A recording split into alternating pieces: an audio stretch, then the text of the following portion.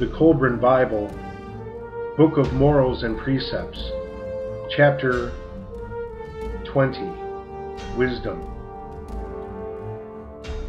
The first step towards being wise is to acknowledge the extent of your ignorance. Concern yourself with the vast amount of knowledge that you lack, and place no undue importance on that which you possess. As womanly loveliness is best displayed in a modest garment, so is quiet behavior and unpretentious bearing best becoming the wise. Remember that all men are born equally into ignorance, and no man, whatever his estate, lacks the means to knowledge. True wisdom comes not from books and instruction, but from observation and inquiry. The learned scribe knows 1,000 books, but what knows he about the ways of the grasshopper? The knowledge of a gardener brings him more joy than does the knowledge to a magistrate. The life of a wilderness wanderer depends not on the knowledge of books, but on his knowledge of the ways of the wilderness. If you would not be deemed foolish in the eyes of others, then cast aside the desire to appear wise to your own edification. If you would appear wise among the foolish, then you will appear foolish among the wise. A wise man speaks but rarely, and each word is a precious stone. The fool pours forth a torrent of words, but they are all dross. Words spoken with calm forthrightness are burnished with the luster of truth. A wise man turns a deaf ear to his own praise. He does not know his own worth, and he is the last in discovering the greatest of his achievements. No man is wise enough to know his own folly before he has committed it. But nothing is lost to the wise, for failure becomes his guide to success. Man is great according to his wisdom. He succeeds according to his knowledge. Promotion and power are the prerogative of the wise. The lot of fools is a state of servitude. Those who shun wisdom's ways are foes unto themselves. Follow your fathers of olden times, for theirs was the wisdom of God, which is the measure of the experience of man. If wisdom now be held in low esteem, it is not wisdom's loss, but the loss of man. Wisdom cries outside the palace and the hovel.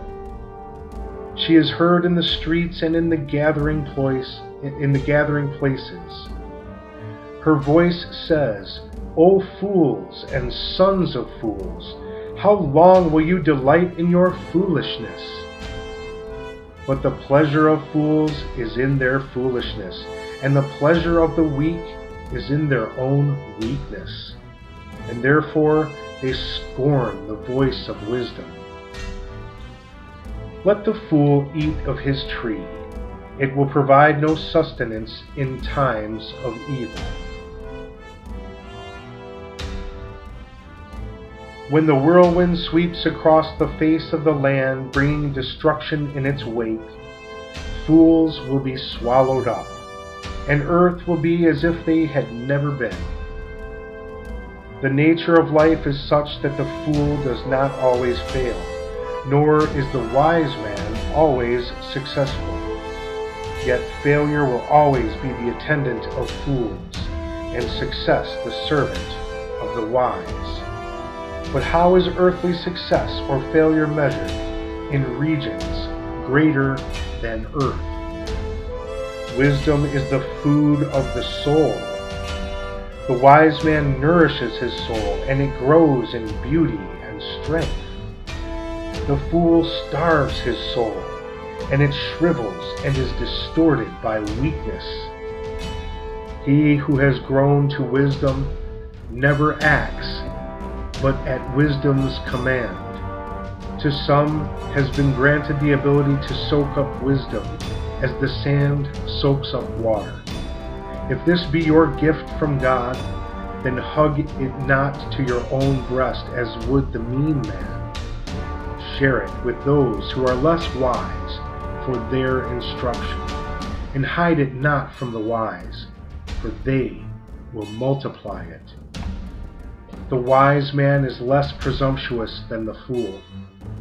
He has many doubts and changes his mind, for as wisdom grows, knowledge alters.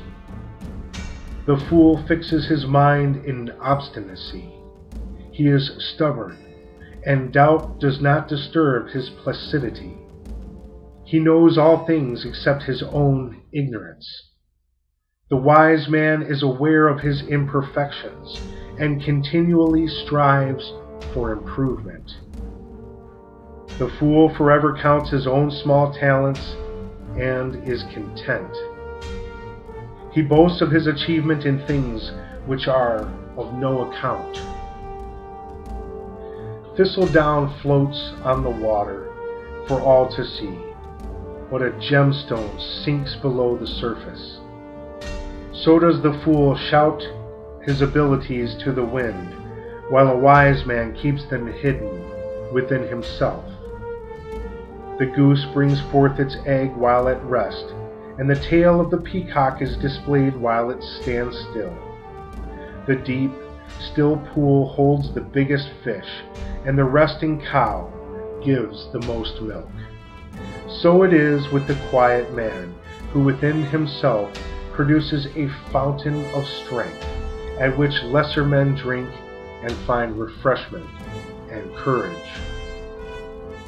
The heart of a fool flutters at a vain hope, but the wise man puts it behind him. Fools snap at one another, but wise men agree in peace.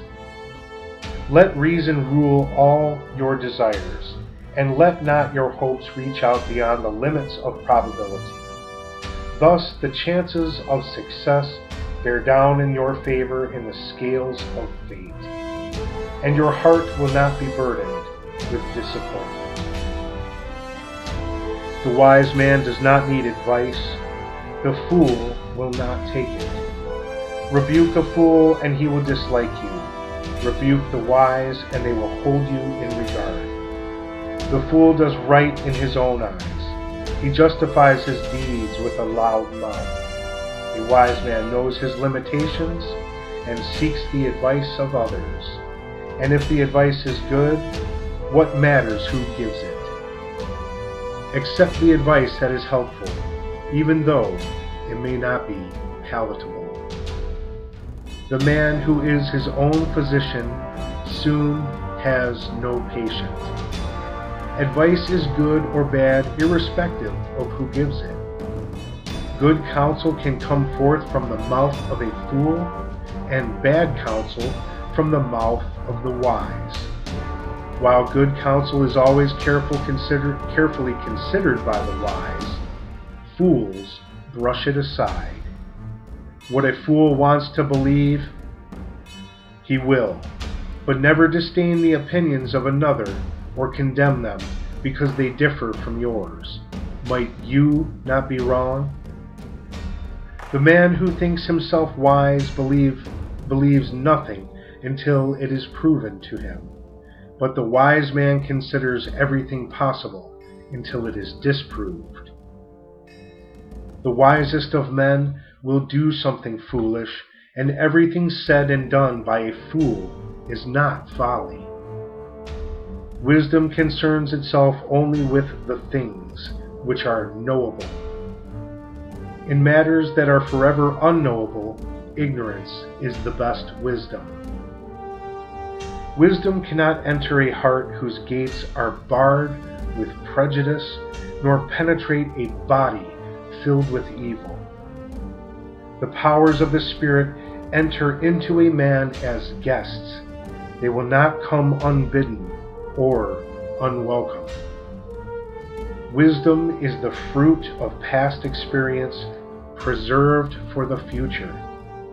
It may be unappetizing, but still it is nourishing and cannot be disregarded without the possibility of dire consequences. The abode of the wise man is a sanctuary against despair, a fortress against the forces of discontent. His presence is as the gloom-dispelling sunlight, and his lips as the door of treasure house. They open, and gems pour forth.